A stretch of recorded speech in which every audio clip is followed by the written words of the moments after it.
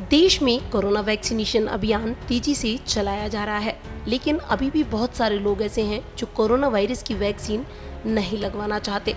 लेकिन corona virus के खिलाफ वैक्सीनेशन करवाना कितना जरूरी है, इसे अमेरिका के उदाहरण से समझिए। दरअसल अमेरिका में कोरोना वायरस से होने वाली मौतों का आंकड़ा रिकॉर्ड स्तर पर पहुंच गया है। अमेरिका में कोरोना से हुई मौतों की संख्या 7 लाख हो गई है। अमेरिका में मृतकों की संख्या को 6 लाख से 7 लाख पहुंचने में सिर्फ 3.5 महीने का वक्त लगा है। यहाँ पर डेल्टा वेरिएंट का खतरा उन्हीं क्षेत्रों में बढ़ा है जहाँ लोगों ने वैक्सीन नहीं लगवाई। अमेरिका में अभी भी 70 मिलियन लोग ऐसे हैं जिनका वैक्सीनेशन नहीं हुआ है। एक्सपर्ट्स का कहना है वैक्सीन लगवाने के बाद लोगों को अस्पताल में भर्ती होने की ज़रूरत बहुत कम पड़ी है और डेथ रेट में भी गिरावट आई है।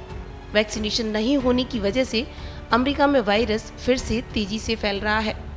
तो ऐसे में हम सभी को वैक्सीनेशन करवा लेना चाहिए। टीके के बाद कोरोना संक्रमण के प्रति सुरक्षा में भले ही गिरावट आई है, लेकिन अच्छी बात यह है कि टीकाकरण के बाद अस्पताल में भर्ती होने की दर में भी कमी आई।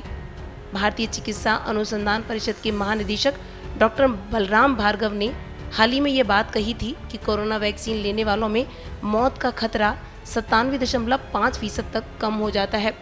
उन्होंने कहा था कि जिन लोगों ने अभी तक कोरोना की वैक्सीन नहीं लगवाई है, उन्हें जल्द ही इसे लगवा लेना चाहिए। उन्होंने यह बात भी कही थी कि कोरोना वैक्सीन की पहली डोज लेने वालों में मौत का खतरा 96.6% तक कम हो जाता है।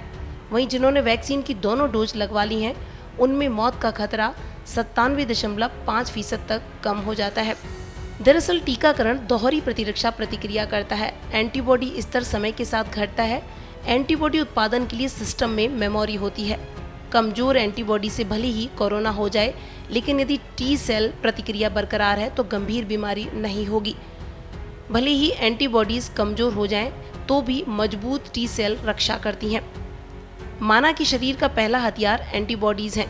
ये बड़े प्रोटीन अणु होते हैं जो वायरस से मुकाबले के लिए लॉक इन कर कोशिकाओं पर हमला रोकते हैं।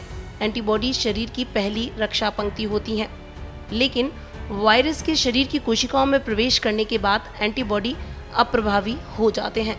ऐसे में किलर टी सेल का रोल शुरू होता है। टी सेल वायरस कोशिकाओं को मार देती हैं। 2 डोज के बाद अस्पताल में भर्ती होने की दर बहुत कम हो जाती है।